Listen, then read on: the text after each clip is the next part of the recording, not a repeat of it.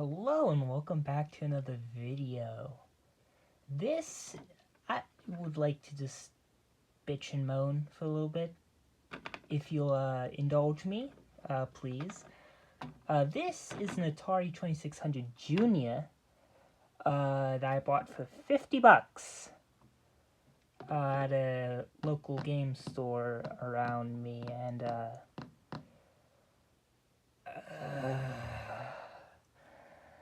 well, let's start from the beginning. Honestly, I like the console. It's honestly a nice and small thing. Honestly, it's kind of cute. It's a genuinely nice console. I like the console. It's a it's a cute little thing. I had some 2600 cartridges. Wanted to play, so I got the console, and for 50 bucks for a cleaned console with a controller and little accessories and stuff, that's not too bad. You can certainly do a heck of a lot better at a flea market, but that has quite a bit of random chance at it. What I was less pleased about was, you see that potentiometer right there? That just the chrominance, I think, of the console, and turned out that was dirty. So I bought this expecting it to be cleaned and worked on and everything. No, they wiped it down. They did that. They took this, plugged it into a TV, saw, oh, yep, it's working completely. Unplugged it, slapped the $50 stick on it, shoved on the in the glass topped counter showing thing. You know that thing in stores where they have that glass countertop with shelves in it where they show products off. You know that thing. Except no. Hardware like this, you need to just keep to test it like for long periods of time, because this was dirty and it was making the colors go weird. Well, that was an easy fix. Anyway, so a couple days later, decided, I want to take the RF shielding off. Maybe look up if it's possible to, do a quick nasty composite mod, because, I mean, RF works, but, yeah, and, so I took the RF shielding off.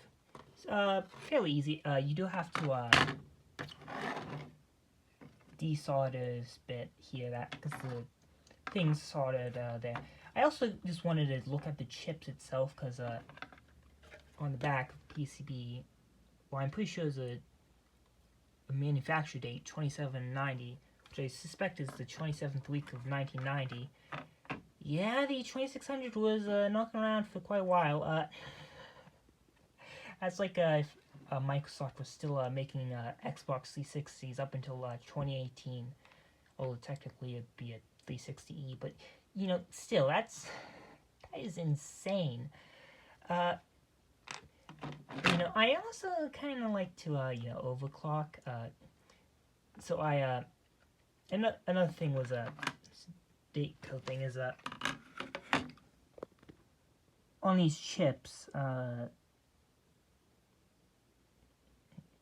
Maybe not so much on the TIA, although we do have 8842. That might be 42nd week of 1988, but the Riot chip, which is actually a standard part, 8949, 49th week of 1989. I thought there was only 52. Yeah, I'm confusing myself. Here, 24th week of 1990. Okay, so I also wanted to date the thing, because there's like date stamps and plastic molding, so I'm just verify that. There's also this crystal over here. 39.57.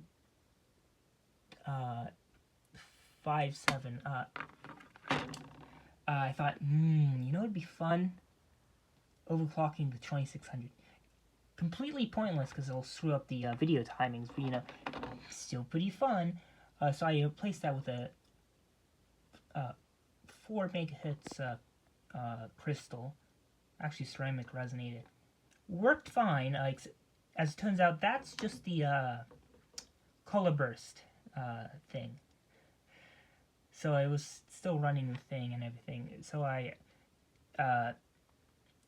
actually, I don't know how or where this generates its clocks. Maybe it's just in here and it's doing that. I don't know. So I went, you know what? That's enough of that. Put the crystal back, button this back up, went up here, plugged it in, plugged the game in, and nothing. Nothing. Want to know why there was nothing? I'll show you why. This is the CPU, a UM6507. It's basically the cut down version of the 6502. Basically, it's mostly the same integrated circuit in here, except a different metallization on top because there's less pins on here. This is basically the cheaper version, stuff with packaging, cost of packaging, and all that. And this also has a smaller physical address space. So, this, for whatever insane reason, I'm guessing the gods just hate me, decided to short VSS and VC are on pins 2 and 4 respectively, or maybe it's the other way around. But basically, there's a 500, 600 millivolt voltage drop between that, which shorts out the 5-volt supply. So this chip is dead. Because I noticed that the voltage after the voltage regulator was around like 2.5, which was really suspicious. So I actually bypassed it with the USB cable for diagnosing, and this thing immediately decided to start going royally hot. So I don't know how the hell that happened. The only thing is I touched the soldering iron, which does have a bit of mains voltage on it, because it's not perfectly isolated from the 120 volts, is a little bit of leakage current, is the crystal and this RF shielding. The crystal, I've traced that out by eye, but yeah, that doesn't go... That goes to components and stuff. That doesn't go anywhere near the CPU directly. The RF shielding, this is around here. That's just ground. So my only guess is maybe as I was soldering, I did kind of feel like bit of tingling as I touched the soldering iron, but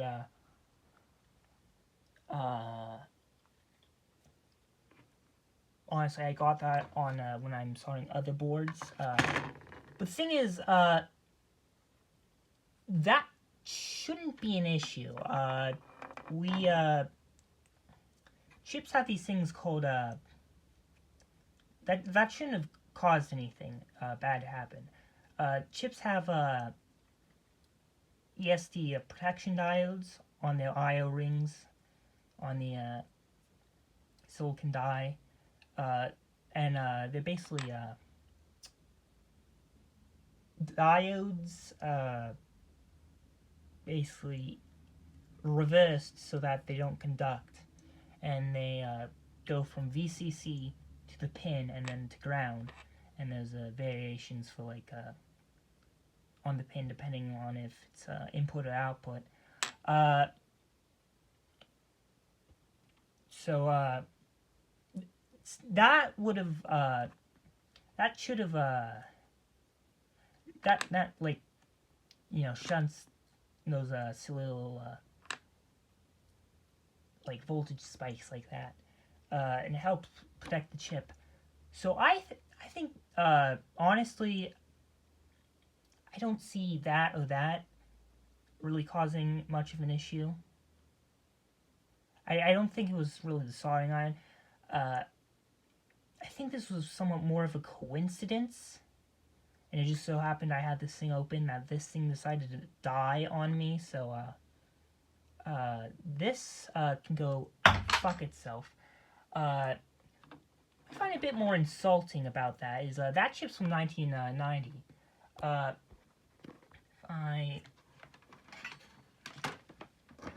gonna do a clock over here.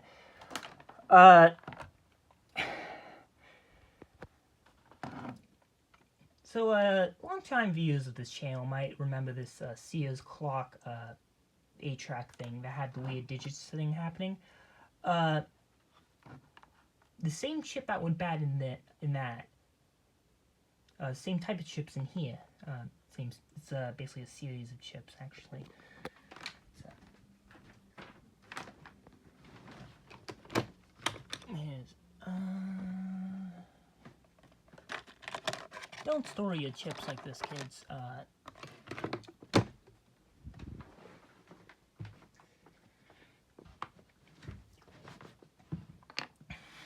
One of these.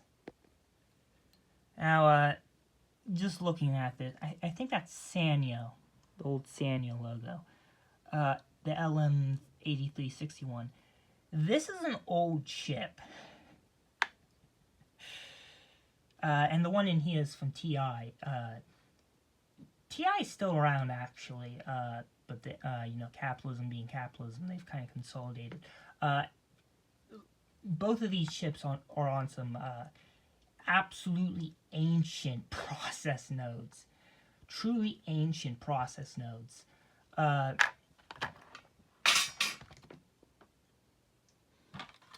This thing, again, I actually have a previous video about 1983. Not only is this still working, the chips in here, because yes, mask ROMs can go weird, like the CPU did. Not only are the chips in here still fine, they were Zonox also opted to use what was essentially a brand spanking new technology in this, cost-saving technology in this, called a chip on board.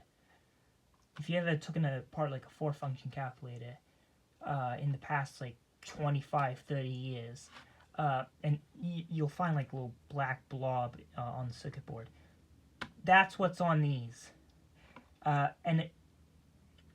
This one's that, and yeah, chips on these, on this thing, completely fine. Moisture hasn't gone into the package or anything. I would have thought, because this didn't work initially, so I thought maybe that, early example chip on board, so I thought maybe it would give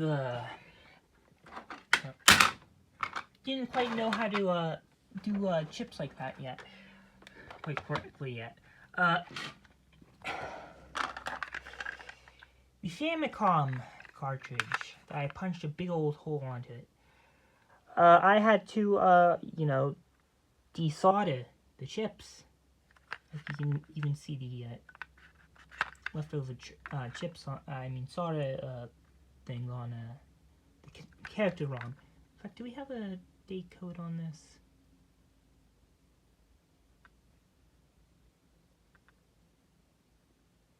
"4B1 and 3Z52 might be date codes, but I don't know how to read those.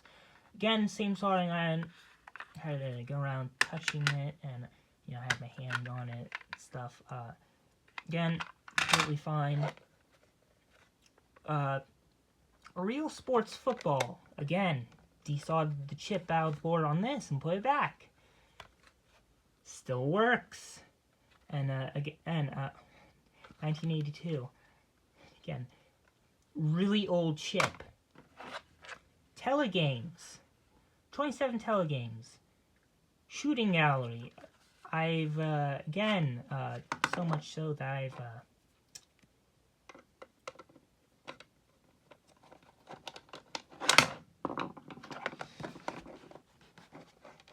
my ranting video is not going very well.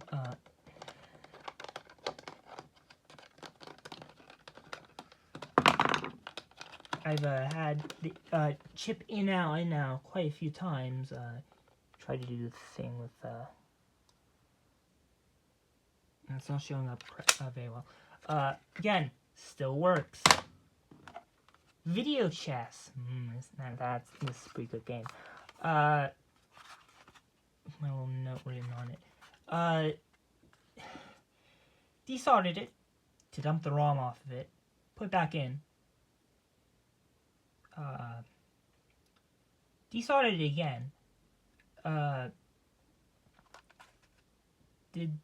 Tried to build a test cartridge out of this with a programmable ROM I have, which has a different pinout, so weird shenanigans. Gave up on that. Put the chip back in. Again, this is with the little leakage current on the thing. And again, still fine. So, I don't know what kind of lost my train of thought. Damn it. Is it over there? Is that what it is? No, it is.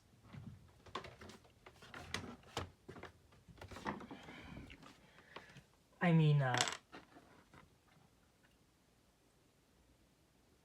did I go from here?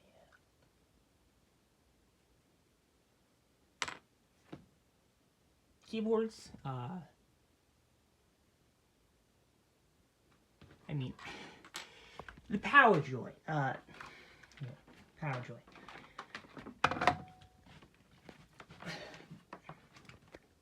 Bootleg NES, famous clone. See that cartridge slot? Those pins, right there for touching. You just right there for the touching. When you your hands get quite close to it, and you might even touch when you're playing it. And this being a cheap bootleg from actually Hong Kong, technically. Well, that is also part of China.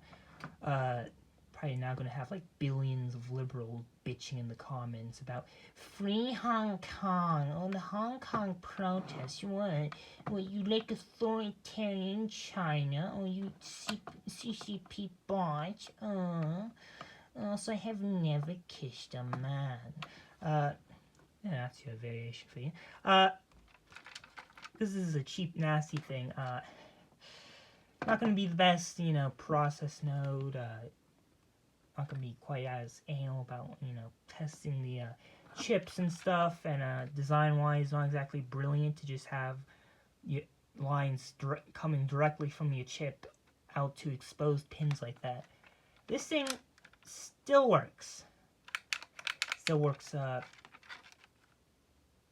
pretty damn well, all things considered.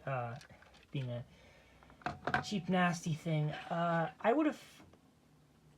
So I don't know what the hell was going on here with UMC or whatever the hell. But it's honestly a little bit kind of quite pissed that this thing died. Because by 1990, we had silicon fabrication techniques, silicon fabrication down quite well. We were out of that era of, Commodore MOS technology, of that thing where their chips kind of have this known design or manufacturing defect where the chip itself would basically just rot over time. We got rid of that. We figured those kinks out. So this whole passivation fault is more of a problem with these chips. You do occasionally get it with more modern stuff like this. And I actually bought a keyboard, PS2 keyboard, and probably still it's hanging in there somewhere. But that PS2 keyboard for some reason just wasn't working, and I traced it down to the chip being dead, and then a little chip on board, and decapping it. There are exceptions, but in general, modern-ish chips don't really fail like this. They don't just spontaneously short and stuff. They don't develop weird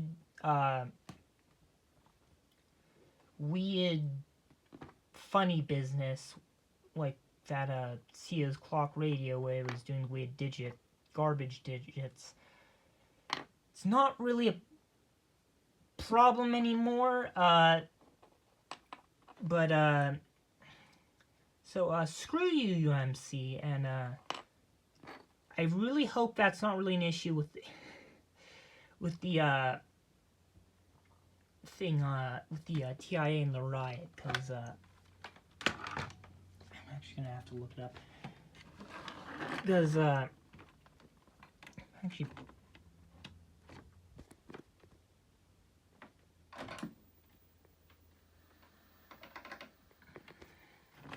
anything, no, it's not. As I have a mess on the floor that I now need to go clean up after this.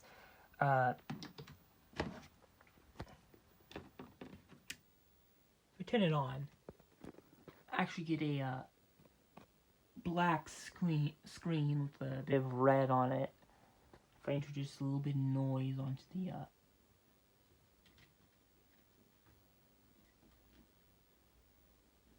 see that? I lightly brushing the pins of the TIA to introduce a bit of noise onto the data lines and stuff. Well, give it a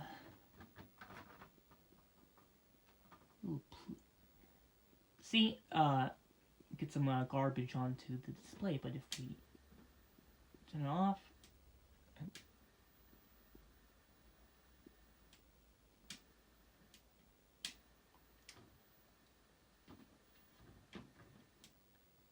there we go. Turn it off, back on again. It, stores.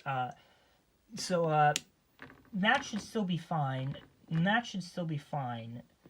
Also, they both don't get hot when power is applied. So probably jinxing it now, ain't I? I don't know why my luck's so bad. Fucking hate it. But these chips should be fine. Should. And this can actually be replaced. This, pretty much, you don't replace. The TIA chip. These things are pretty damn expensive now. $25-30 on eBay. Just for the chance of not just getting a rebadged fake. Different pitch. Ooh, it's the same pitch. Some of these LM8361s have a smaller pitch on them. Oh, that's actually dip 40. So yeah, I'm really fucking disappointed in this thing being shorted. I don't know, maybe the shop will I don't know, maybe fix it for kind of cheaply, given that I don't know, probably not. I mean, they do have a sort of half warranty about faulty items, but I mean, not only did I do the thing with the potentiometer and brush a bit of automatic transmission fluid on stuff like the switches and the cartridge slot, but I literally desoldered the CPU and put a socket on it. So I honestly, if they say, fuck no, you opened this up and did that, we're not going to cover it under the warranty thing for free, I'd understand that. I'll understand that. I won't get mad at that. So, hopefully hopefully them fixing it won't be, too expensive.